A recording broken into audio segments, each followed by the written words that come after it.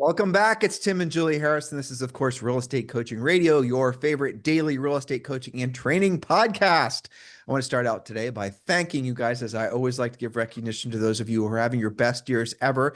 And I want to start out by recognizing a Julie client you were just telling me about before I hit the record button, some of your clients that have Yeah. a record number of listings, and they're just overwhelmed with opportunity because they've been following, obviously, our system. So share with Yes. some of the listeners, share with the listeners what you're experiencing with your personal clients, Julie Harris. Yes. Well, I would say nearly to a person, they are all starting to hit their new revised magic number of listings, the number of listings that you must keep in inventory as actives, your own personal listing inventory at all times to create the business you need every month. So, for example, maybe you carry 10 listings, you can count on having 3 closings every single month.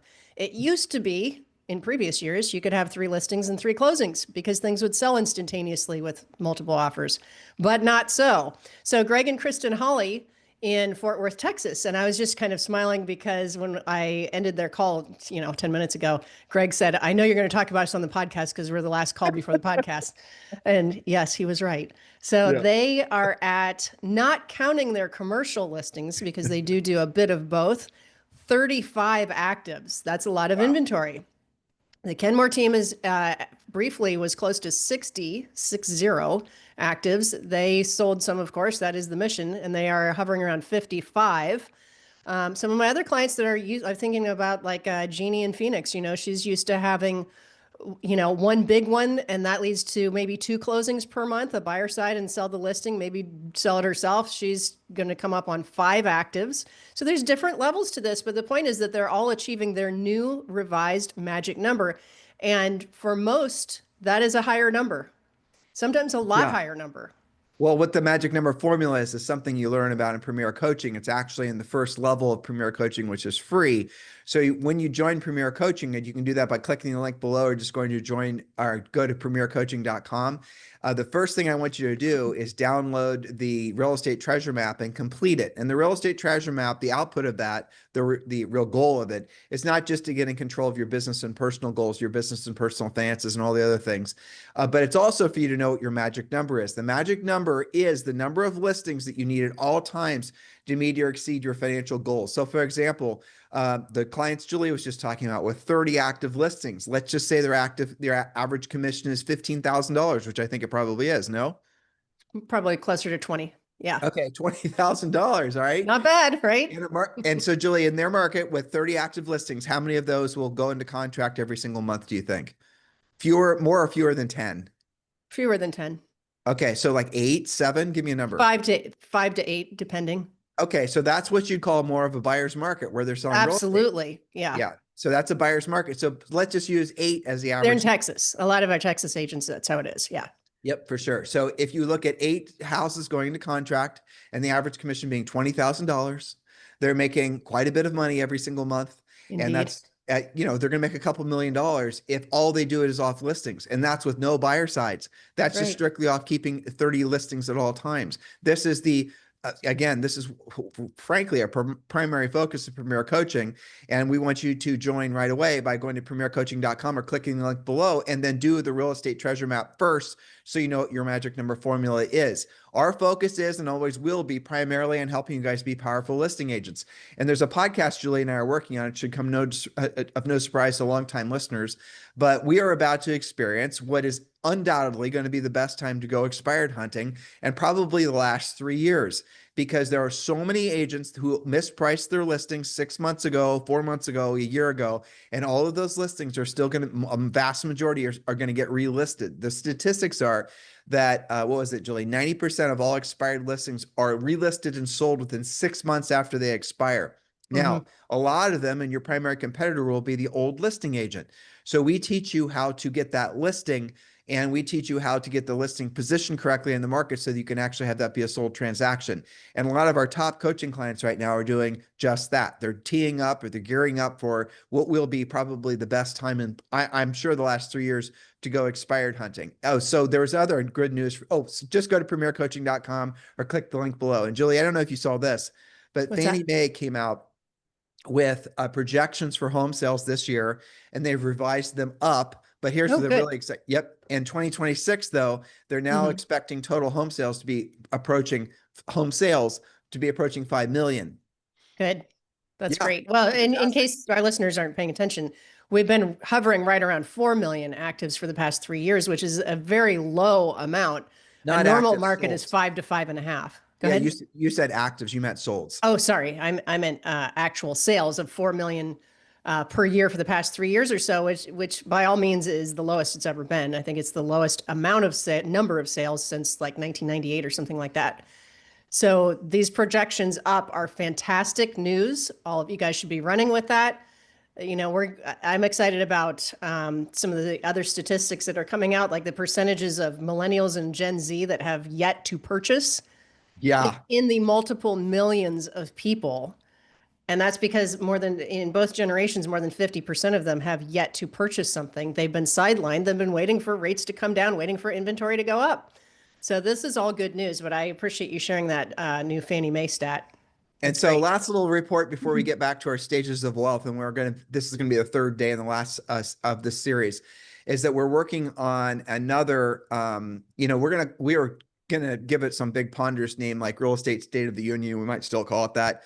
But really what these are our predictions for the next, say, 6 to 12 months. And all of our predictions are predicated on and based on facts. And Julie and I always lean into demographics and when we're making our projections. And one of the Julie just, mentioned one of them, that the average age of the first time buyer now has gone from 28 to 38. And so there's a lot of people that would prefer to have bought a home that haven't purchased a home yet. But one of the other interesting statistics that we're going to share with you guys is the trillions of dollars that over the next 20 years that's going to be flowing from the baby boomers to their millennial children. It's a wealth transfer like frankly it's never happened in history. I think Julie wasn't the number like 62 trillion or something. I don't have that one on the tip of my tongue, but it's something like that. And it does handle the objection that, things are just so unaffordable, nobody can ever buy a house again. Well, that's not true. With trillions of dollars changing hands, it'll at least become a down payment, if not a cash purchase. Yeah. And so, look, guys, I know this has been a tough market for a lot of you for the last 3 years. And I know a lot of you have had your best last 3 years. It's a bifurcated market. There's really kind of two ways that people have gone in this market. But where the rubber meets the road is we are all at the right place at the right time. We are absolutely positively seeing real clear signs that we are entering into what Julie and I feel, well, frankly, we know it's going to be a 25-year real estate boom, if driven by nothing else other than pure demographics and a lot of the other things. So we'll be presenting these statistics to you on an upcoming podcast, and get ready for that. So Julie, let's get back to our notes. And by the way, if you want the notes from today's podcast, just go to harrisrealestatedaily.com. It's our daily newsletter, Harris Real Estate Daily, or you can just click the link below in the show description. So we're talking about the stages of wealth, how real estate agents build freedom for life. Julie, where are we at on this? Yes, that's right. In the past 2 days, we've talked about specifically getting the skills so that you can create the income. That way you'll have something to invest. We talked a lot about that. And so get caught up on the past two podcasts. So today we're at the quick start checklist. What are you supposed to do about this now that you have newfound knowledge of how to build your wealth? Well, And Julie, did we really go through point number 4, which is orbital stability? We didn't. we kind of combined that with our discussion, but we can go back and revisit if you'd like. Yeah, I think we should. And again, these are going to be, Which we're not page? going to, it's, I got yeah, it. I got point it. number 4. Yeah. So we're not going to have time to go through all these points, but here's the thing. After you've created multiple sources of income, and that's from your real estate business, that might be from rental properties, that might be from dividend paying stocks, that might be from all the different things we teach you how to do in Premier Coaching. But after you've done that, oh, by the way, we also talked yesterday a lot about EXP revenue share. That's something that all of you should have your eyes open to. Some of you guys are not realizing that the reason, I would say the primary reason that we're such advocates of EXP isn't just because it's a great real estate brokerage, it's because it's got, frankly, one of the lowest caps in the industry, putting more profit in your pocket, right? I mean, that's really what we focus on. But I would say the number one reason is because we know it's a vehicle for you to build wealth independent of owning assets. So through revenue share, and it's extraordinary.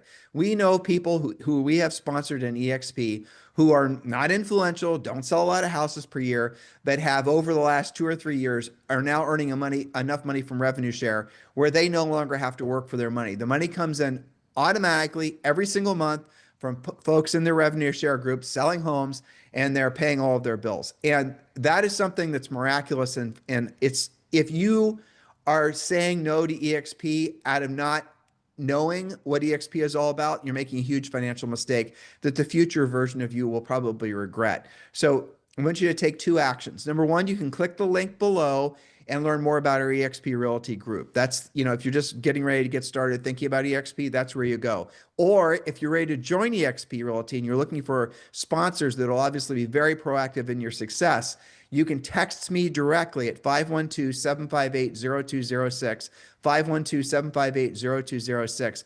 But remember, when you text me, don't call a text. Give me a little bit of information about yourself so I can make sure we hit the ground running when I follow up with you. So after you've created multiple sources of income, after you've got your personal overhead being covered, after you are investing consistently in the S&P 500, again, you're building wealth through multiple channels. The next thing is you've got to protect it. In other words, orbital stability, where you're going next, is maintain and scale your freedom, right? Freedom is financial freedom. True freedom comes from essentially having your money work for you so you no longer have to work for your money. We want you to diversify your assets. I just gave you some ideas there, but we want to optimize your cash flow. So that means we mentioned this the other day, but make sure you're using things like monarchmoney.com to monitor all your income sources and you're monitoring all your expenses. You got to watch that stuff constantly. You might want to, at this point, you might want to consider where you're living. You might want to move to a state that is a little bit tax friendlier. You might want to just really position yourself for long-term growth financially, because you're on a completely different trajectory when you're in orbital stability. Orbital stability, if you want to think of the analogy, is where you no longer having to worry about money. Your money is growing without you. Your money and your net worth and your passive income will grow despite you in many ways. Well, but that's why the title of that orbital stability, the subtitle, is maintain and scale your freedom.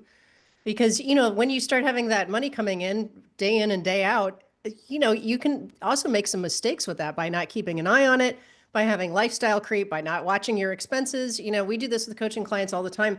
I think on almost every coaching call, you and I discover something that maybe just got away from them, that it was a set it and forget it item.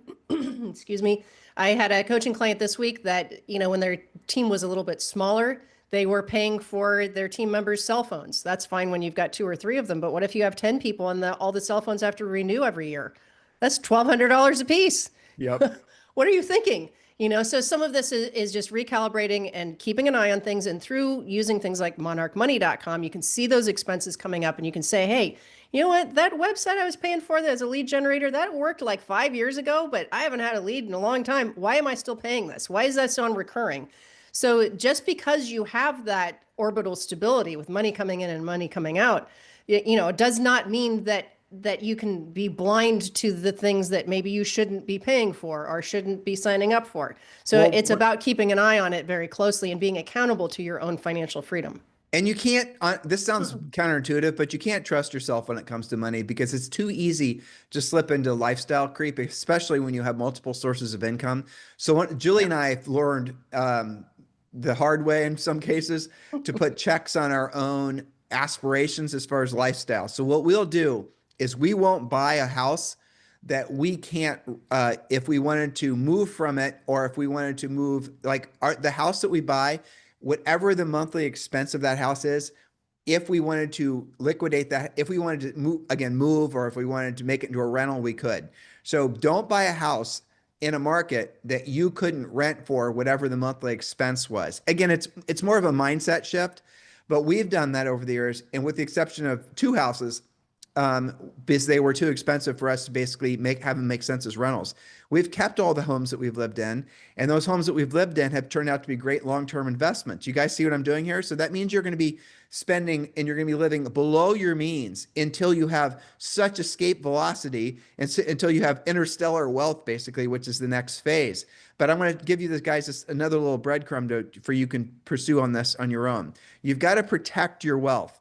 You've got to make sure that you're, all kinds of different ways that the money can start leaving out the back door without you even knowing it's happening. So you need to have make sure you're properly insured. You need to, if you buy assets like rental properties, make sure they're in their own LLCs. You need to consider setting up a family trust, and the trust structures in the United States are all differing depending on what state you're in. the trust structure that Julie and I are advocates of, and you don't have to be a resident of Nevada to be have a Nevada Spendthrift Trust. Again, not all of you are going to need this information right away, but research this yourself. If you're at the point where you're going to get into asset protection mode, set up a Nevada Spendthrift Trust. Again, you don't have to be a resident of Nevada, and you will have the best trust structure available to an American. So there you go. All these Well, types. really, and people will wait and they'll say, well, I don't feel like I'm wealthy enough to have a trust. Well, what happened to your property value? Most of you guys listening own property, and many of you bought it sub 2019. Your property is probably maybe even doubled or tripled in value in some cases, in some markets. But I was reading another statistic that since 2019, countrywide, if you blend it all together, homes have gone up by 60%. So if your only asset is your own personal home, you probably should still have a trust. Yep. You can put your house, even if it still has a mortgage, in a trust. What's the real point of a trust? Let's say, for example, you have a horrible thing happen and you have, I'll give you a case that I actually know about because they're friends of ours. We know someone, her name is Michelle, and Michelle slipped down some stairs in a basement stairs, and she screwed her head up, and she was really messed up, had to be in the hospital. Her head trauma was so bad that it actually changed her personality. You know, long story short, she walked away from the hospital with massive, massive, Hospital bills. bills. Yeah, because her health insurance maxed out and it wouldn't cover her. She And was there for weeks and eventually run out of coverage. Yeah. yep. And so they went after her. And fortunately, they had protected all. So they could then, the hospital could then sue her and go after her, get a essentially get a judgment, and then put her into collections. And then if her assets aren't protected, they could then force sale the assets. And that includes her house, that includes her car. It would have ruined her, not just financially, but her credit score and the whole nine. Like any savings she had, it can really mess you up. Yep. But she had all of her stuff in LLCs and in trusts. And even though she had this enormous hospital liability, they couldn't go after any of her assets, and she's right as rain. And she happened to live in Florida, which has a really great homestead, which also protects assets too. So when you're ready for these conversations, chances are you're also ready to talk with Julie and I about elite coaching, because these are advanced level financial conversations that we're sharing with you. But again, I'm only shining light on the fact that as you ascend your financial, ladder, you're going to have to think about how to protect what you've built. So the hard part is the building it, but the harder part is keeping it. But there are mechanisms, and essentially there are proven ways to go about protecting your assets so they keep on growing despite what might else be going on in your life. All right, Julie, so let's move on to the last point, which is point number 5, interstellar wealth, building legacy family freedom. Yeah. So the final phase is beyond success. It's about your impact, and that you're free. You can create financial freedom for other people. Perpetual wealth engines, developing scalable business units, royalties, real estate portfolios. Certainly, I think EXP revenue share is that indeed inheritable, for example? Oh, yeah, definitely. I think it is. Yeah. Isn't it? You can build, and you can actually pass it along to, I think it has to be a family member, but the only caveat is they have to have a real estate license, and they are given 12 months to get a real estate license. So that's a really good point. I mean, I know a friend of ours at EXP, Rich, and he's got 2 little kids. And unfortunately, him and his wife are in great physical shape, but their little kids are both minors. And so what if something were to happen to Rich and his wife? Well, they could have that money passed to their kids, but the attorney would manage the trust. But the asset of the revenue share would pass to the kids. The attorney who was managing the trust would have a real estate license. And once one of the kids was 18, then they could actually get their own license and manage the asset themselves. Again, this is Pretty amazing. We're giving you advanced player mode here, but this is how you build legacy wealth. In the Bible, it says you're not just supposed to build wealth for yourself and your children, but you're supposed to build wealth for your children's children. And a lot of us, frankly, who does know how to do that? Well, we do. And that's what we're giving you guys a little bit of information on today so that you can then create that for yourself, because it is pretty miraculous. And you got to remember too, Julie and I were not built with, we weren't born with any spoon in our mouth, let alone a silver one.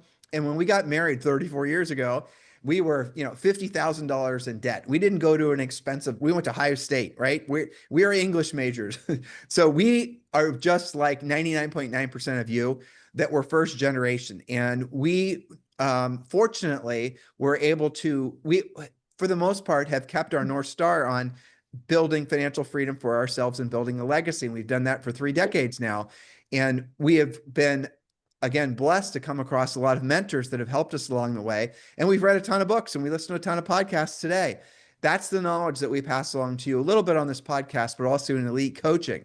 So if you are what you feel to be an elite coaching client candidate, you can text me directly at 512-758-0206. And as an elite coaching client, you will be in either Julie or I's personal schedules. We are very picky about who we work with, and we want you to be very picky about if you choose to work with us as an elite coaching client. And what we're going to do is we're going to help to get your magic number of listings up to the point where it creates financial abundance. We're going to help you make a very profitable business, and then we're going to build your wealth generation and wealth building spokes. That is really just part of what elite coaching is designed to do. If you think you're ready for elite coaching, you probably are. So text us directly at 512-758-0206. Julie Harris? Yes. Okay. So sticking with our final point before we do our summary is to make sure that you are, as we mentioned in the previous point, tracking all of your financial metrics. As you build it, you've got to track it even more and be more accountable to it. Don't let it get away. Don't be set it and forget it. And certainly don't put it in somebody else's hands to watch without your supervision. 100%. Yes. So with stable orbit achieved, your mission is now to expand outward, build your legacy of freedom. We talked about EXP revenue share as one way to pass it down. You should be considering ways of giving back, donating to causes that you believe in, mentoring other people, teaching agents, for example. This is one of the great things, again, back to EXP, that you can have a lot of influence on people that are already in your same industry and in real estate. If you did it yourself and you're at this interstellar wealth phase, even if you're, in the phase before this and you did it, aren't you obligated to teach others how to do it too? That's one of the ways that you can give back. So that's kind of the stage that you're in, and certainly living on purpose. Don't just accumulate, deploy your wealth with meaning. I think that's the fun part. I mean, everybody's so focused on those first bottom stages we talked about in the past couple of podcasts, like learning how to earn it in the first place, paying off your debt. A lot of the stuff that we still do in coaching, of course, is getting you to zero. And that's very motivational, paying off debt and getting away from all those monthly bills. That's great. It's the stages after that that also are fun, where it's not just about paying off debt. It's not just about being able to make your tax obligation every year. It's what comes after that. And I think not enough people, that's one of the reasons we're spending time on this podcast doing this and with our coaching clients. I think part of it is knowing that you can, right? I mean, how much focus is spent in real estate just doing the next deal? What comes after that? What's the point of doing all of those deals? So that's what I was thinking of as we round the bend on this series. And then I have a quick start guide of what to do after that if you want to do some of that too. Well, it's in our notes too. So just go to harrisrealestatedaily.com and get the notes. But a lot of people are exactly like you just described, right? And some of my new elite coaching clients, they're really good. They're grinders. They gotten their business to where it's consistent, but they've yet to accumulate wealth. And it's not because they don't have the ability to or the desire to, but they just don't. It's not even, I think innately they know how to. It's just they don't know anyone that's done it. So they don't have anybody that's really going to mentor them and guide them along the way. And that's true. It's like, it goes back to the conversation about what's the greatest determinant of like what's going to come of you. It's your environment. I mean, if you're and it's not just your physical environment, but it's also the environment that you allow to form in your head. It's your friend group environment. It's again, podcasts and books you listen to. So if you are not allowing opportunities for your mind to expand to the idea that you can be beyond financially free, you can actually be an interstellar. Like interstellar is the moon base has been created. Now there's an ability to start launching from the moon, interstellar, trips to this planet or Mars or whatever. That is what all of us are focusing on, is getting to the point where we can go interstellar. And again, maybe this is a little nerdy with our, our launch analogy with our phases, but still it's fun. Yeah. But it is a good, easy way to kind of, intellectualize the process of going about doing it. But here's really, I think hopefully all of you guys will understand this. There are so many, first of all, 99% of all first generation, of all millionaires in the United States are first generation millionaires, and they made it themselves. And most of them did not make it until they're in their 50s and 60s. So use that information as you choose. So chances are you've got time. Chances are you're right on time to create massive amounts of wealth. And in our entire lives, especially in real estate, there has never been a better time to build wealth because of what's about to happen in the real estate market, because of what's happening in AI, because of what's happening in the business environment. So maybe you feel like the ball's gotten by you in the past years. Well, you are right ready to go and hit a home run now if you really truly drill down and never give up on your dreams. As long as you're waking up looking at the green side of the grass, it could be an amazing day and certainly an amazing life for you. So, quick start checklist, Julie. Let's just go through some of these points. Yes. Well, if you don't already have a Vanguard, Fidelity, or a Schwab account, it's easy to open it. You don't need a financial advisor to do that for you. Well, hold on, Julie. So Vanguard, Fidelity, and Schwab are not all the same thing. So what they want to do, Vanguard is an asset class, and Schwab and Fidelity are where you go about buying stocks, right? So what you meant to say, I think, is you want them to set up a CharlesSchwab.com account and Yes. then buy Vanguard index funds. Yes, That's what you sorry. meant to say, right? No And problem. set it up yourself. Don't hire somebody or pay somebody to do all that for you. Yep. Okay. Next, if you are not already doing this, set automatic transfers from your normal checking account, maybe a business checking account, to either Roth IRA, index funds, transfer it to your Schwab account and then spend it from your Schwab account, but make it regular. And you and I talked on one of the podcasts this week. I don't think we hardly know anybody that hasn't accumulated wealth by doing it regularly with discipline. Let's overly disclose, right? So we have been with EXP for 6 years, and we have, I think, always transferred almost all, if not all, of our EXP revenue share to exactly what Julie just said. So we never lived off or spent the revenue share money we were making. We invested all of it every single month, and we didn't stop earning money from the other sources because we knew that that would result in amazing things quicker.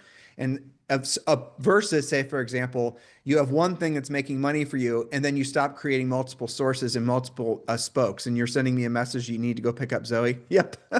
No, well, I have a coaching call and then Zoe. Yeah. Okay, got it. All right. That's So okay. yes. So there it is. I mean, that's just us living by our own rules. Go ahead, Julie. Mm-hmm. Well, okay. So a lot of this comes down to the discipline of building your wealth, creating your wealth in the first place, investing it regularly.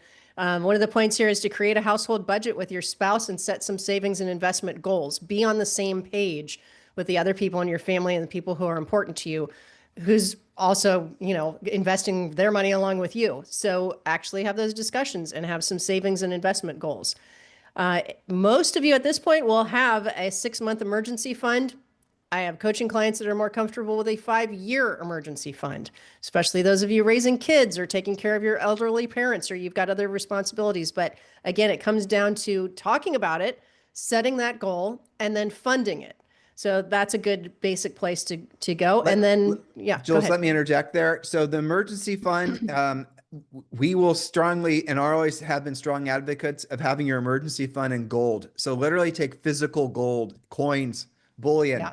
And then have that in your physical possession. And that will be, and by the way, if you look at a gold chart for for a long time, it has outperformed inflation by such an extraordinary amount. So if you have $100,000 and in a bank and it's paying you basically no % interest and inflation is 3 or 4%, the buying power of your money is actually going down versus if you spent that same 100,000, you put it into gold, say 2 years ago, the buying power of the gold, which gold is money, has actually increased. So we're strong advocates of having actual physical gold in your possession. You know why else I like that is because it's harder to spend. Yeah, totally. It's actual savings because you have to go through more work to actually spend it, which is the point of savings. It's not called spendings, it's called savings.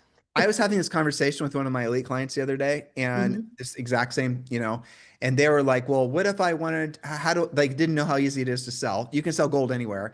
And they also didn't realize that you can, what if I wanted to move and I have to now take my gold with me from Ohio to Florida or whatever? You can take your gold with you on a plane. You can take it through security. You can carry your gold wherever you want to in the world. If you have one gold coin right now, it's worth $3,350 or something, 1 ounce gold coin. You can take that any place on planet Earth, and it's worth $3,350 any place on planet Earth. And in most places, you can sell gold and for exactly what the spot price is. So it doesn't cost you anything to sell it. There's no commission on selling. You pay a commission on buying. Julie? I have to run, so I'm going to let you wrap. Oh, okay. Well, you know what? We'll just call it a day. How about that? Well, they can get the notes in the newsletter, so make sure they know how to do that. Yep. So go to harrisrealestatedaily.com and subscribe to the newsletter, and you can get Julie's snappy fast start guide, which is right there. And in the meantime, thank you for keeping this number one list to daily podcast for real estate agents in at least the United States. Listen, please subscribe to, if you're on YouTube especially, please subscribe to our podcast. If you're over on iTunes, Stitcher, Spotify, give us a 5-star review. Support us in supporting you as you prepare yourself for what will be the greatest 25-year real estate boom in arguably the history of the United States, if not, boom, boom, boom, the world, because that is actually what's about to be experienced by all of us. So thank you for keeping this number one listen to daily podcast for real estate agents in at least the United States. Have a fantastic day, and we'll talk with you on the show tomorrow. Hello, thank you for having watched this video. Please remember to subscribe to our YouTube channel. That's right. And don't forget to hit that like button, leave your comments and questions below, and we will get right back with you. Thank you for watching this video. And remember to watch the next one. You're going to love that one.